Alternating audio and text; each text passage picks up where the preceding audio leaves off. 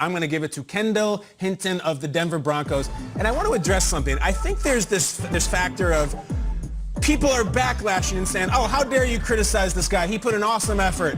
And there's this question of, is anyone criticizing him? Is there this straw man who says the Broncos were terrible yesterday? There is. I went and found it. CBS Sports does their power rankings every Monday. It's a nice little column. They gave the Broncos an F and compared Kendall Hinton's stats to Ryan Leaf in a derisive way. What are you doing? I understand the Fs gets clicks and those things are all clickbaity and I respect it.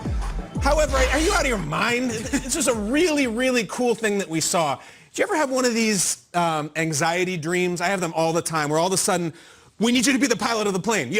I don't know how to be a pilot. Well, you have to do it. Just go fly the plane. I have one all the time where I'm pulled up to play lead guitar in like a huge rock band in front of 1 million people, and I'm like, I don't know how to play. And they're like, it's fine. We'll get you through it. Just follow us. The recurring dream, that's terrible. All the time. I hate it, and I can't find a pick. And Kendall Hinton lived that dream. We're like, Kendall, we need you to play quarterback for the Broncos. What?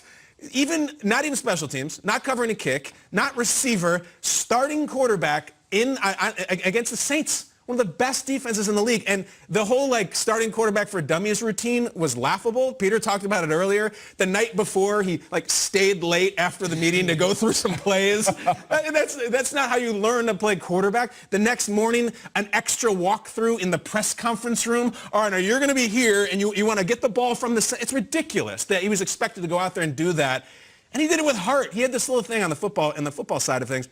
He kept naturally kind of roaming to the right when he threw. His comfort level's over to the right. The problem is every time you go to the right against the Saints, Cam Jordan is there knocking you down. He knocked him down about 30 times. Every time kept getting back up. We've talked about how he was in sales, how he had never taken a snap and anything. He completed the whole game. He completed a pass. It was an unbelievable effort from him. I wish he would have won. They got their doors blown off. Of course, they have Kendall Hinton playing quarterback. You don't have to give him an F. I give them an A and a game ball. I love that. What do you think that phone? Who did he call when he found out he was going to start? I don't know. Calabresi's sad, but is he terrified? I think he calls his phone service provider because he's getting pranked. Someone's calling me. It was my number. I got to block this number, but it was real. Yeah, I love that. Absolutely amazing story at JMFB.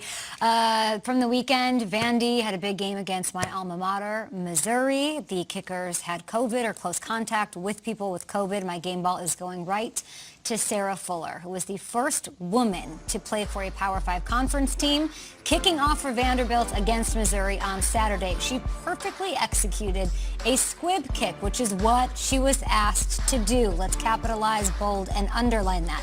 She gets my game ball for making history, yes, but also because it is so hard to be first, you guys. It really is, whether it's Jackie Robinson or Danica Patrick becoming the first woman to win an Indy race, Billie Jean King beating Bobby Riggs in tennis.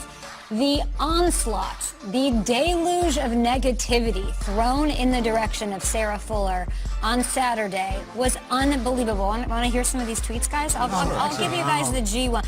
I hope someone decks her. I hope someone decks her. That was actually prevalent. That was a lot of things people were saying. This isn't inspirational. It's a slap in the face for the spirit of competition. She's not even a good kicker.